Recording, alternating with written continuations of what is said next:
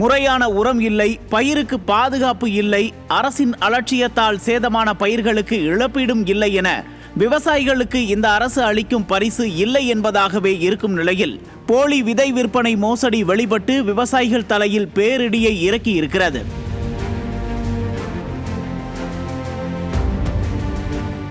சேலம், நாமக்கல் உள்ளிட்ட மாவட்டங்களில் 1088 matric ton தரமற்ற விதைகள் பறிமுதல் செய்யப்பட்டுள்ளன. 52 நிறுவனங்கள் விவசாயிகளை ஏமாற்றியதாக உரிமம் ரத்து செய்யப்பட்டுள்ளது. அந்த நிறுவனங்கள் பல லட்சம் விவசாயிகளை ஏமாற்றி பல கோடிகளை சுருட்டிய பின்னரே கண் விழித்துள்ளது இந்த ஸ்டாலின் அரசு.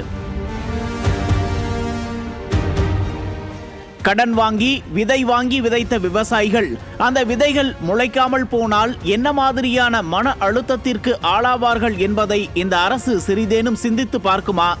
பயிர்க்கடனை தள்ளுபடி செய்வதாக கொடுத்த வாக்குறுதியை மறந்து வேளாண் துறைக்கு தனி பட்ஜெட் ஒதுக்கி உள்ளோம் என விவசாயிகளை ஏமாற்றி வரும் திமுக அரசு விவசாயிகளின் இந்த இழப்பிற்கு பொறுப்பேற்குமா?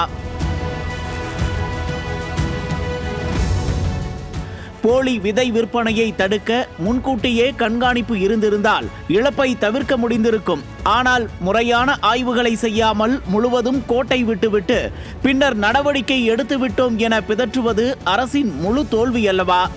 போலி விதை விற்பனையை கண்டறிய ஸ்டாலின் அரசு திறமையின்றி இருந்ததா அல்லது அதிலும் கமிஷன் பெற்றுக்கொண்டு மோசடிக்கு உடந்தையாக இருந்ததா எனவும் விவசாயிகள் சந்தேகம் எழுப்பியுள்ளனர்.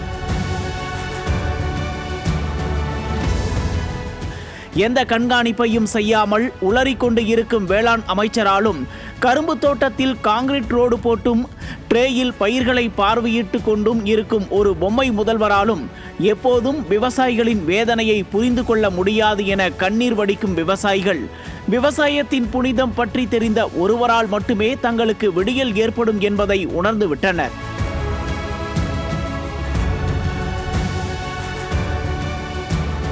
போலி விதை, போலி உரங்களை தடுக்க திராணியின்றி போலி விவசாயி ஸ்டாலினை வரும் தேர்தலில் துடைத்தெறிய விவசாயிகள் உறுதி பூண்டுள்ளனர்.